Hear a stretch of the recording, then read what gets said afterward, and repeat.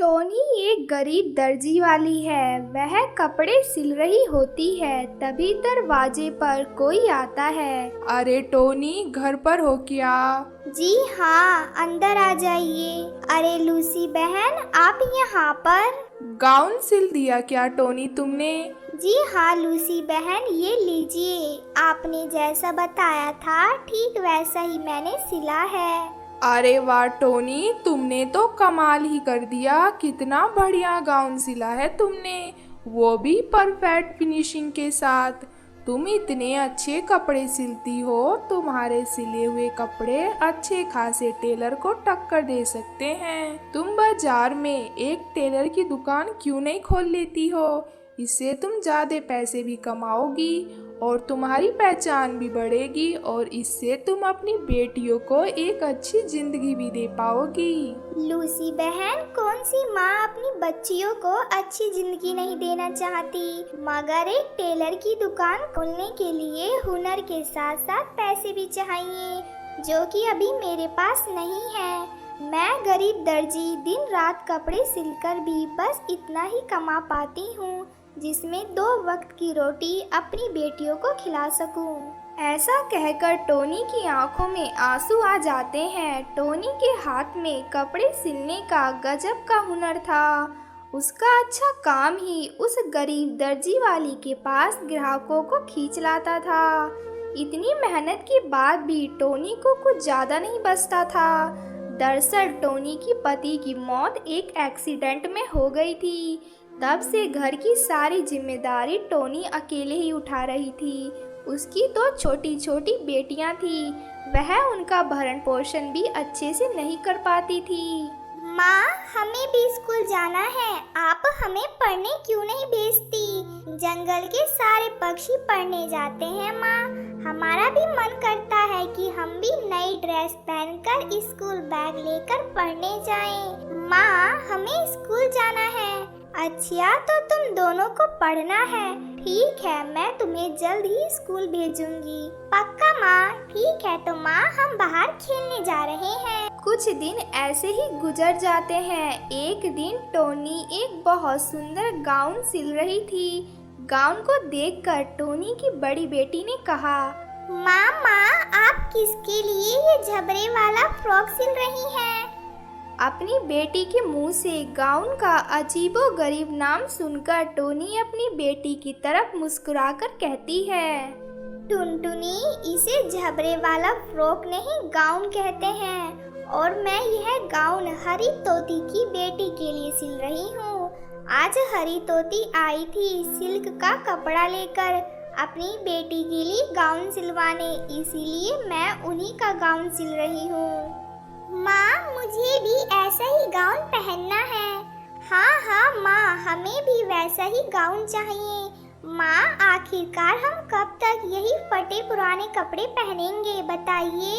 हम जब अपनी जैसे बाकी पक्षियों को नए नए कपड़े पहने देखती हैं ना, तो हमारा भी मन करता है कि हम भी नए कपड़े पहने। बोलो ना माँ, आप हमारे लिए कब गाउन सिलेंगी? बोलो ना माँ। अपनी बच्चियों की बातें सुनकर टोनी काफी दुखी हो जाती है और वो अपनी बेटी को गले लगाकर कहती है, हाँ मेरी बेटी, तुम्हारी ये दर्जी माँ तुम दोनों के लिए गाउन जरूर सिलेगी। कई दिनों तक दिन रात पक्षियों के कपड़े सिलकर टोनी अपनी बेटियों की ख्वाहिशों को पूरा करने के लिए जैसे तैसे पेट काट कर थोड़ा पैसा जमा कर कर गाउन सिलने के लिए थान का कपड़ा खरीदने बाजार जाती है।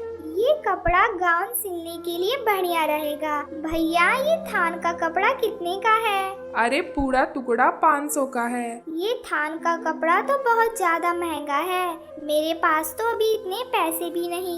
भैया, ठीक ठीक लगा लो। मैं यहाँ क्या भजिया बेच रहा हूँ जो भाव घटा लूँ? सिल्क का कपड़ा है, महंगा तो होगा ही। चलो उठो और जाओ यहाँ से, यह कपड़ा खरीदना तुम्हारी औकात में नहीं। ऐसा बोलकर वह घमंडी दुकानदार टोनी को दुकान से बाहर निकाल देता है। फिर टोनी थोड़ा और आगे जाती है, जहाँ वो एक सुंदर गाउन को टंगा हुआ देखती है। ये गाउन तो बहुत ज्यादा सुंदर है। सुनो भैया, जरा ये गाउन तो दिखाना। दुकानदार टोनी को गाउन दिखाते हुए कहता है, ये सिंड्रेला गाउन है, पूरे 2000 रुपए का है। 2000 की कीमत सुनकर टोनी के शब्दों में हिचकिचाहट भर जाती है। फिर वह अपने पास पड़े 200 रुपए को देखती है। मेरे पास तो बस ये 200 रुपए हैं। अरे तो तुम्हें 2000 की चीज 200 रुपए में चाहिए? एक काम करो, जंगल के बाहर फुटपाथ पर जाओ, वहाँ तुम जैसे गए गुजरों के लिए दुकान लगती है। फिर टोनी दुखी मन से आगे चली जाती है। फिर वह एक पेड़ की डाल पर बैठ जाती है। मेरी बच्चियों ने जिंदगी में पहली बार मुझसे कुछ मांगा है। मेरी बेटियां उम्मीद लगाए मेरा इंतजार कर रही होंगी और जब वो अपनी गरीब दर्जी माँ को खाली हाथ घर लौटता देखेंगी तो उनकी उम्मीद टूटकर बिखर जाएगी। तभी टोनी की नज़र अचानक अपने चारों ओर लगे पेड़ों पर जाती है, जो बड़े और चमकीले पत्तों से भरे हुए थे। अरे क्यों ना मैं अपनी बेटियों के लिए पत्तों का गाउन बनाऊं। इस महंगाई के दौर में तो मैं थान का कपड़ा नहीं खरीद पाऊंगी उनके लिए, तो क्यों ना मैं इन्हीं पत्तों से अपनी बेटियों के लिए गाउन सिल देती हूँ। अब टोनी को अपनी बेटियों की ख्वाहिश पूरा करने का जरिया मिल जाता है। अब बिना देरी किए वो मजबूत और बड़े पत्ते लेकर अपने घर आ जाती है और फिर वह गाउन सिलना शुरू कर देती है। गाउन सिलते समय उस गरीब दर्जी माँ के मन में बाजार में कही गई दुकानदारों की बातें दौड़ रही थी, जो उसके दिल पर जा लगी थी। शायद यही कड़वी बातों का निश्चय था कि टोनी पत्तों से अपनी बेटियों के लिए बहुत ही सुंदर सा गाउन सिल देती है। टुनटुनी बेटी, यह लो तुम दोनों के लिए गाउन। माँ, ये तो बहुत सुंदर गाउन है, वो भी पत्तों का। माँ, हमारे लिए आप और भी कपड़े बना दीजिए पत्तों के। वैसे भी पत्तों के बदले हमें कौन से पैसे देने हैं, ये तो फ्री में ही मिल जाते हैं। तुम दोनों खुश हो ना? तुम्हें पसंद आया ना? बस मेरी मेहनत सफल हो गई। मैं तुम दोनों के लिए और पत्तों के कपड़े सिल दूंगी। माँ, अब हम दोनों बाहर खेलने जा रहे हैं और सभी को अपने पत्ते का गाउन दिखाने जा रहे हैं। ठीक है, मगर जल्दी से घर आ जाना। ठीक है माँ। फिर वह दोनों दूसरे पक्षियों को पत्तों का गाउन दिखाने चली जाती हैं। जैसे ही दूसरे पक्षी उनके पास पत्तों का गाउन देखते हैं, सभी की नज़र उस पत्तों के गाउन पर टिक जाती है। वाह टुनटुनी, तुम्हारा गाउन तो बहुत ही सुंदर है। पता है, हमारी माँ ने यह गाउन पत्तों से तैयार किया है हम लोगों के लिए। फिर अन्य पक्षियों के भी बच्चे पत्ते के गाउन पहनने की जिद करने लगते हैं। इससे उस गरीब माँ की कमाई का जरिया बढ़ जाता है और धीरे धीरे टोनी के सिले हुए पत्तों के कॉस्ट्यूम पूरे जंगल से बाहर बाजार में छा जाते हैं। एक दिन बड़ी महंगी कार उस गरीब के दरवाजे पर आकर रुकती है और एक अमीर पक्षी अंदर आ जाती है। नमस्ते टोनी जी, आप मुझे नहीं जानती, मगर आपके ड्रेस डिजाइन से हर जगह आप ही का नाम है। मैं एक ड्रेस डिजाइनर हूँ, मगर आपने पत्तों के कपड़े डिजाइन कर एक नई सोच लाई है बाजार में। मैं चाहती हूँ कि आप मेरे लिए काम करें।